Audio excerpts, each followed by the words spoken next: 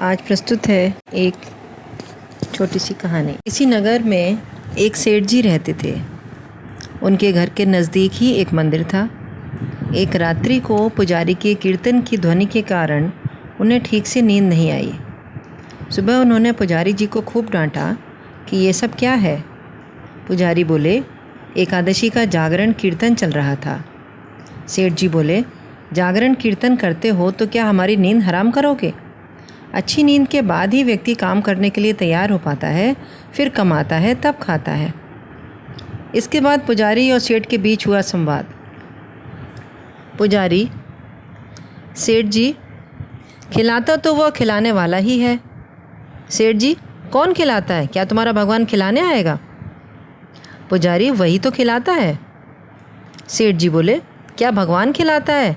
हम कमाते हैं तब खाते हैं। पुजारी बोला, निमित्त होना है तुम्हारा कमाना और पत्नी का रोटी बनाना, बाकी सबको खिलाने वाला, सबका पालनहार तो वो परमात्मा ही है। सेठ जी बोले, क्या पालनहार लगा रखा है?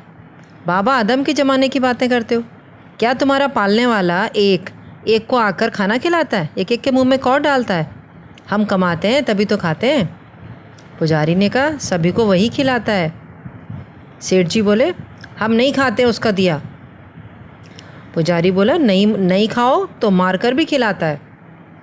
सेठ ने कहा, पुजारी जी, अगर तुम्हारा भगवान मुझे 24 घंटों में नहीं खिला पाया तो फिर तुम मुझे या भजन कीर्तन सदा के लिए तुमको बंद करना पड़ेगा। पुजारी बोला, मैं जानता हूँ कि तुम्हारी पहुँच बहुत ऊपर तक है, लेकिन उसके हाथ बड़े लंबे हैं।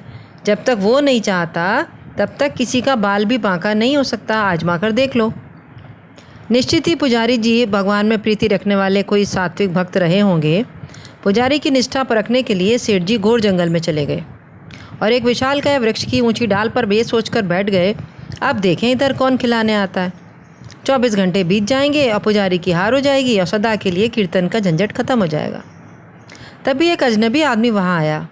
उसने उसी वृक्ष के नीचे आराम किया, फिर अपना सामान उठाकर चल दिया, लेकिन अपना एक थैला वहीं भूल गया या कहो छोड़ गया। भगवान ने किसी मनुष्य को प्रेरणा की थी अथवा मनुष्य रूप में साक्षात भगवान ही वहाँ आए थे, या तो भगवान ही जाने। थोड़ी देर के बाद 5 डकैत वहाँ पहुँचे। उनमें से एक ने अपने सरदार से कहा, उस्ताद, यहाँ कोई थैला पड़ा है। क्या है, ज़रा देखो। खोल कर देखा तो उसमें गरम गरम भोजन से भरा टिफ़िन था। उस्ताद, भूख लगी है, लगता है ये भोजन भगवान ने हमारे लिए ही भेजा है। अरे, तेरा भगवान यहाँ कैसे भोजन भेजेगा? हमको पकड़ने या फंसाने के लिए किसी शत्रु ने ही जहर वहर डाल के टिफ़िन यहाँ रखा होगा, अथवा पुलिस का कोई षड्यंत्र होगा। इधर उधर देखो जरा, कौन रख कर गया है। उन्होंने इधर उधर देखा, लेकिन कोई भी आदमी नहीं दिखा। तब डाकुओं के मुखिया ने ज़ोर से आवाज़ लगाई, कोई हो तो बताया, ये थैला यहाँ कौन छोड़ गया है। सेठ जी ऊपर बैठे थे, सोचने लगे, अगर मैं कुछ बोलूँगा तो ये मेरे गले पड़ जाएंगे। वे चुप रहे। लेकिन जो सबके हृदय की धड़कनें चलाता है, भक्त वत्सल है, वो अपने भक्त का वचन पूरा किए बिना शांत नहीं रहता। उसने उन डकैतों को प्रेरित किया, उनके मन में प्रेरणा दी। ऊपर भी देखो। उन्होंने ऊपर देखा तो वृक्ष की डाल पर एक आदमी बैठा हुआ दिखा। डकैत चिल्लाए, अरे नीचे उतर। सेठ जी बोले, मैं नहीं उतरता। क्यों नहीं उतरता? यह भोजन तूने ही रखा होगा। सेठ जी बोले, मैंने नहीं रखा, कोई यात्री अभी यहाँ आया था, उसी से लगता भूल कर चला गया। नीचे उतर। तू नहीं रखा होगा जहर मिलाकर, और अब बचने के लिए बहाने बना रहा है। तुझे यह भोजन खाना पड़ेगा। अब कौन सा काम वह सर्वेश्वर किसके द्वारा किस निमित्त से करवाए अथवा उसके लिए क्या रूप ले, ये उसकी मर्जी की बात है। बड़ी गजब की व्यवस्था है उस परमेश्वर की। सेठ जी बोले, मैं नीचे नहीं उतरूँगा और खाना तो मैं कतई नहीं खाऊँगा। पक्का तूने खाने में जहर मिलाया है। अबे नीचे उतर, अब तो तुझे खाना ही पड़ेगा। सेठ जी बोले, मैं नहीं खाऊँगा, नीचे भी नहीं उतरूँगा। अरे उतरता कैसे नहीं नीचे? सरदार ने एक आदमी को हुक्म दिया, पकड़ के नीचे उतार इसको ज़बरदस्ती। डकैत ने सेठ को पकड़कर नीचे उतारा। ले खाना खा। सेठ जी बोले, मैं नहीं खाऊंगा। उस्ताद ने धड़ाक से उसके मुंह पे तमाचा मारा।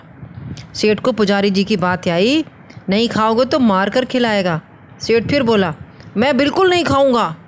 अरे कैसे नहीं खाएगा? इसकी नाक दबाओ और मुँह खोलो। डकैतों ने सेठ की नाक दबाई, मुँह खुलवाया और ज़बरदस्ती खिलाने लगे। वे नहीं खा रहे थे तो डकैत उन्हें पीटने लगे। तब सेठ जी ने सोचा, ये 5 हैं और मैं अकेला, नहीं खाऊंगा तो ये मेरी हड्डी पसली एक कर देंगे। इसलिए चुपचाप खाने लगे और मन ही मन कहा, मान गए मेरे बाप, मार कर भी खिलाता है। डकैतों के रूप में आकर खिला, चाहे भक्तों के रूप में आकर खिला, लेकिन खिलाने वाला तो तू ही है। आपने पुजारी की बात सत्य कर दिखाई। सेठ जी के मन में भक्ति की धारा फूट पड़ी।